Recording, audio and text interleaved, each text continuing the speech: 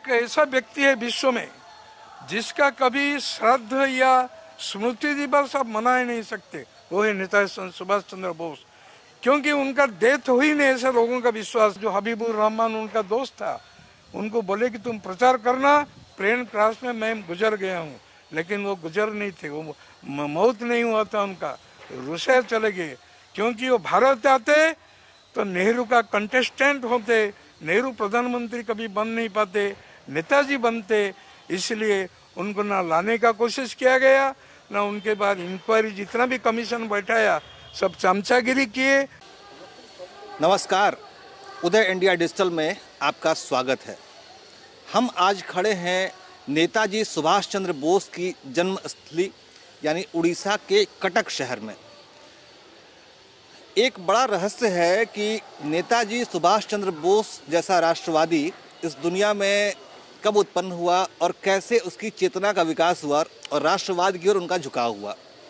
हम आपको बता दें कि आधुनिक मनोविज्ञान ये साबित कर चुका है कि 6 साल की उम्र तक किसी भी बच्चे के मस्तिष्क का 85% 85% विकास हो चुका होता है। इसका मतलब ये है कि जो व्यक्ति अपने बचपन को जिस वातावरण में गुजारता है उसका असर उस पर पूरे जीवन बना रहता है। तो नेताजी सुभाष चंद्र बोस ने अपने जीवन का बड़ा हिस्सा यानी एक जन्म से लेकर 14 वर्ष तक इसी, आप मेरे पीछे देख सकते हैं, इसी जगह पर बिताया और यहीं से उन पे राष्ट्रवाद की नींव पड़ी, राष्ट्रवाद का बीज उत्पन्न हुआ जो कि इसने एक विशाल वृक्ष का रूप लिया। तो नेताजी पर राष्ट्रवादी विचारों का प्रभाव बताने के लिए हमारे साथ मौजूद हैं अरुण पांडा जी, जो कि इस अपने आप में एक महान हस्ती हैं और वो संरक्षक हैं भारतीय इतिहास, विज्ञान और राष्ट्रवाद के। हम उनका उदय इंडिया में बहुत बहुत स्वागत करते हैं। नमस्कार, जय हिंद। हम आज नेताजी के जन्म स्थान पर बैठे हुए हैं।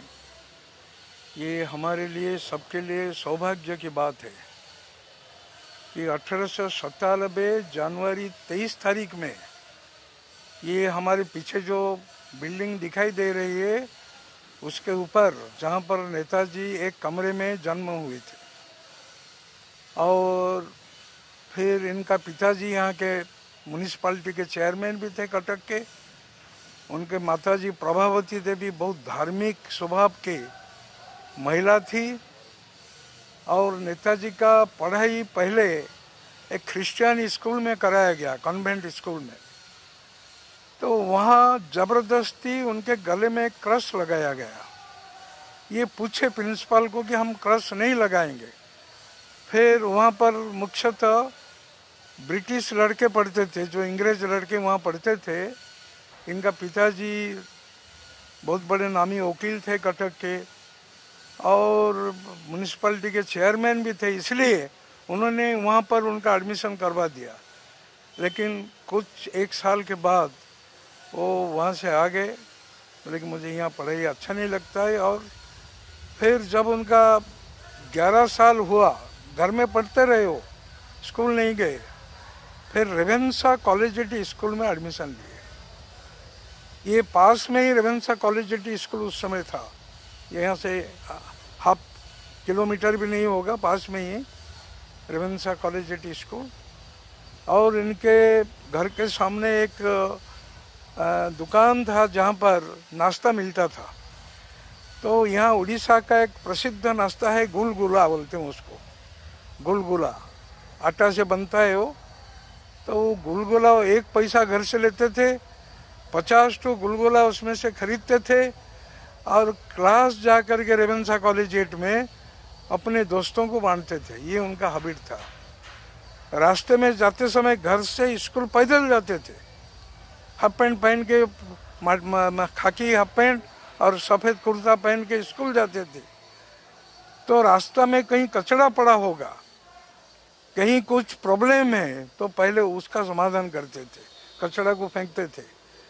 तो ये सब बचपन से उनके मन में एक सफाई के प्रति, एक सिविक सेंस के प्रति उनके मन में ये भावना जागृत हुई। यानी कि आपने कहा कि पूत के पांव पालने में ही दिखाई देते हैं। बस। उन्होंने बचपन में क्रॉस पहनने से इनकार कर दिया। यस।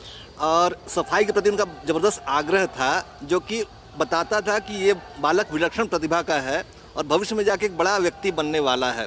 मैं आपसे पूछना चाहूँगा कि नेताजी में जो राष्ट्रवाद और अध्यात्म का संगम था, उसकी नींव कटक से पड़ी। बिल्कुल। लेकिन कहा जाता है कि प्रेसिडेंसी कॉलेज को बहुत ग्लोरीफाई किया जाता है, लेकिन कटक का नाम गायब कर दिया गया, ऐसा क्यों?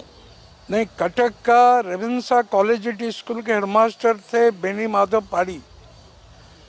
वो बेनी माधव दास रेवेंसा कॉलेजिएट स्कूल के बंगाली सज्जन हैं, वो हेडमास्टर थे। और उनने इंस्पायर किया, विवेकानंद का वो किताब दिया नेताजी को, bunch of thoughts of Vivekananda, Swami Vivekananda, छोटी सी किताब। उसमें विवेकानंद का जो कोर्स था छपा हुआ, उसमें था I want muscles of iron, nerves of steel. इस्पात का शिरा प्रशिरा और मांसपेशी इस्पात का, स्टील का होना चाहिए, ऐसा विवेकानंद का एक वाणी था। और उसमें विवेकानंद का लिटरेचर बेनी माधव दास ने उनको दिया, जो उनके पास जो था वो धीरे धीरे सब पढ़ते गए। एवं उसमें पढ़े कि आगामी 50 साल के लिए ये भारत के जितने दरिद्र, अनपढ़, किसान, कैवर्त जो मछली पकड़ते हैं, ये सब लोग तुम्हारे लिए देवता हैं। आगामी 50 वर्ष के लिए तुम मूर्ति पूजा भूल जाओ, इनको देवता मानो और देश का सेवा करो। ये जो वाणी थी विवेकानंद की, उनको बहुत इंस्पायर किया। और विवेकानंद का जो चेहरा, उनका जो स्पीच, उनका जो ओरेटरी, वो तो उनको देखे नहीं थे, लेकिन बहुत उनके बारे में सुन के बहुत प्रभावित हुए। और दूसरा हेडमास्टर थे नारायण महांती। वो बोले देखो, पहले फिजिकल फिटनेस चाहिए, स्ट्रेंथ इज माइट। जिसका शक्ति है वो माइट, वो शक्तिमान होता है, बलवान होता है, वो समाज में नेतृत्व कर सकता है।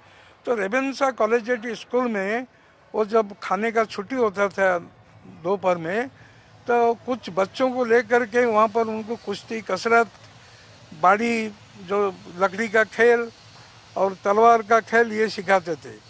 ये सब खुद अपने पैसा खर्च करके, सामान खरीद के, पिताजी से पैसा लेकर के वहाँ पर रखे थे।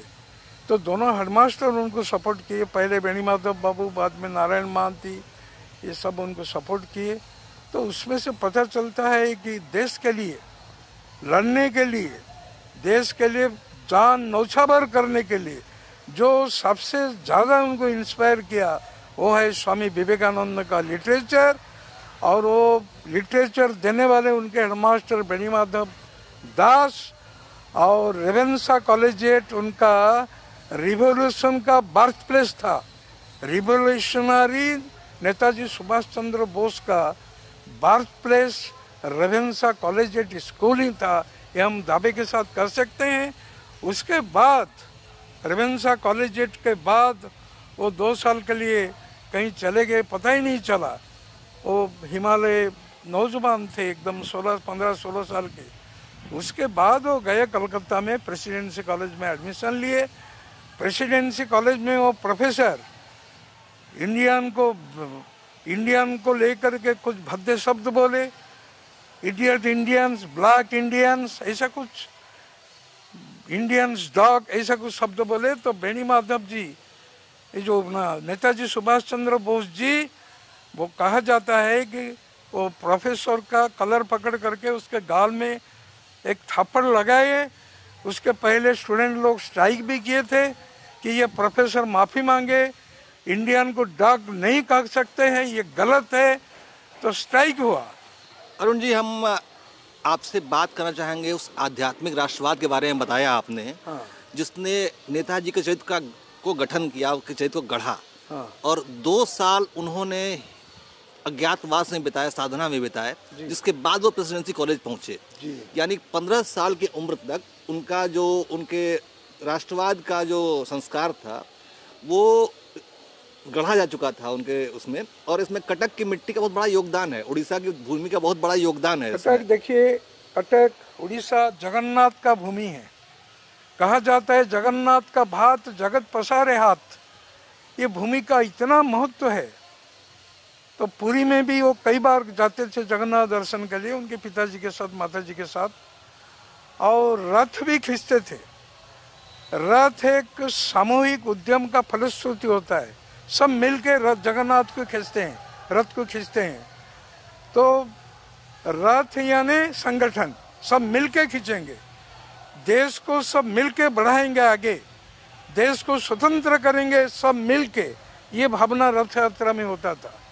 तो नेताजी सुभाष चंद्र बोस रवि ठाकुर के पोएम से भी, एकला चलो रे एकला चलो, ये जो उनका जो पोएम है रवि ठाकुर, रविंद्र विश्वगुरु रविंद्रनाथ ठाकुर का, उससे भी काफ़ी इंस्पायर हुए थे। और चित्तरंजन दास से वो बचपन से इंस्पायर थे। चित्तरंजन दास बाबू ये जब कलकत्ता गए, प्रेसिडेंसी कॉलेज में पढ़े, फिर प्रोफेसर को थप्पड़ मारे, उसके बाद उनको कॉलेज से रस्टिकेट कर दिया गया। फिर 1 साल घर में बैठे, उसके बाद स्कॉटिश चर्च कॉलेज में उनका एडमिशन हुआ, वहाँ से ग्रेजुएशन किए, फिर लॉ किए, फिर इंग्लैंड पढ़ाई के लिए उनके पिताजी उनको भेजे। उस वक्त में उनका संपर्क चित्तरंजन दास के साथ हुआ। रासबिहारी बसु उस समय जापान में थे, वो नेताजी को फ़ोन करते रहते थे। फिर जब लॉ पढ़ाई ख़त्म हो गया, वो कलकत्ता म्यूनिसिपल कॉरपोरेशन का चित्तबाबू थे, चित्तरंजन दास मेयर थे, इनको चीफ एग्जीक्यूटिव ऑफिसर बनाए। तो उस समय चित्तबाबू के मन में आया कि ये बहुत बड़ा नेता बनने वाला है। चित्तबाबू अरेस्ट हो गए, अंदर चले गए। फिर नेताजी सुभाष चंद्र बोस वो भी अरेस्ट हो गए। लेकिन उसके बाद जो म्यूनिसिपल कॉरपोरेशन का इलेक्शन था, जेल में रहते हुए भी ये मेयर चुने गए। उसके बाद वो फ्रंट लाइन में आए। कांग्रेस का अधिवेशन कलकत्ता में हुआ। फिर कांग्रेस अधिवेशन में ये वॉलंटियर, जिसको अब सेवा दल बोलते हैं कांग्रेस का, उसका नेतृत्व लिए, कांग्रेस अधिवेशन को सफल बनाए। अरुण जी, मैं एक बड़ा अहम सवाल पूछना चाहूँगा जी कि नेताजी का जो चरित्र हम देखते हैं वो एक प्रखर राष्ट्रवादी का है जी। वो सशस्त्र संघर्ष यानी कि आर्म्ड संघर्ष से भी चूके नहीं। तो नेताजी के इस व्यक्तित्व के विकास में उड़ीसा का बड़ा रोल है या बंगाल का? मैं तो कहूँगा उड़ीसा का मेजर रोल इसलिए है कि वो जो मिट्टी थे ना, कच्ची मिट्टी, वो कच्ची मिट्टी जो राष्ट्रभक्त का शेप लिया, ये उड़ीसा में लिया। उसके बाद बंगाल में उनको रंग लगाए, उनको पेंटिंग किए, ड्रेस पहनवाए, ये बंगाल में हुआ। लेकिन उनका जो फाउंडेशन राष्ट्रभक्ति का और सब कुछ साथ में लेके चलने का और विप्लव करने का, रिवोल्यूशनरी माइंड का, इनके मन में यहीं से आया, उड़ीसा से ही आया। और उड़ीसा के जो नेता थे उस समय, गोपबंधु दास, उत्कलमणि गोपबंधु, मधु बाबू, उनके साथ भी उनका घनिष्ठता था। उड़ीसा के लिए उनके मन में, जब बर्मा जेल में थे उस समय, वो गोपबंधु दास को चिट्ठी लिखते थे, उड़ीसा का हालत क्या है। क्योंकि जब भी बन्या होती थी उड़ीसा में, जब भी हैजा होती थी कटक शहर में, नगर में, तो आगे निकल करके सेवा करने वालों में से ये स्कूल का स्टूडेंट नेताजी सुभाष चंद्र बोस और उनका टीम ही रहता था। तो सेवा का व्रत, स्पिरिचुअलिज्म, मैं बोला ना, विवेकानंद को जो भी पढ़ेगा वो स्पिरिचुअल बनेगा। गांधी भी पढ़े थे विवेकानंद को, गांधी जी भी कई बार बोले हैं कि विवेकानंद मेरे गुरु हैं। लेकिन नेताजी विवेकानंद से स्पिरिचुअलिज्म भी सीखा और विवेकानंद जी से रिवॉल्यूशन भी सीखा। राष्ट्र को मुक्त करने के लिए हाँ जी करना या हाथ जोड़ के भीख मांगना जैसे स्वतंत्रता मांगना, ये जरूरी नहीं है। हमें युद्ध करके, लड़ाई करके स्वतंत्रता ले सकते हैं। और वो इसलिए वो स्लोगन दिए, कदम कदम बढ़ाए जा, खुशी से गीत गाए जा। वो इनका गीत है आजाद हिंद फौज का, और उनका स्लोगन था, give me blood I will give you freedom. तुम मुझे खून दो, मैं तुम्हें आज़ादी दूंगा, ये उनका स्लोगन था। नेताजी के तेवर बहुत सशक्त थे, बहुत उग्र थे, और लेकिन इसी वजह से शायद नेताजी को भुलाने की कोशिश की गई, उनको विस्मृत करने की कोशिश की गई। इस पे क्या कहना है आपका? देखिए, एक ऐसा व्यक्ति है विश्व में जिसका कभी श्राद्ध या स्मृति दिवस आप मना ही नहीं सकते, वो है नेताजी सुभाष चंद्र बोस, क्योंकि उनका डेथ हुई नहीं ऐसे लोगों का विश्वास है। जो फाइल सालों से छिपाया गया था क्लासिफाइड फाइल करके, उसको प्रधानमंत्री मोदी ने उजागर किया। 2 फाइल खुले जिसमें नेताजी का चिट्ठी वो घर को लिखते थे, जर्मनी से, जापान से उनके भाइयों को लिखते थे। ये सब स्क्रूटिनाइज होके, स्क्रीनिंग होके उनके पास पहुंचता था। तो नेताजी सुभाष चंद्र बोस को खत्म करने के लिए प्रचार किया गया कि वो प्लेन क्रैश में, ताइवान में प्लेन क्रैश में 1945 अगस्त 18 तारीख को मारे गए। लेकिन सचमुच वो रशिया चले गए थे, क्योंकि द्वितीय विश्व युद्ध के बाद जापान पराजित हो गया था, सरेंडर कर दिया था।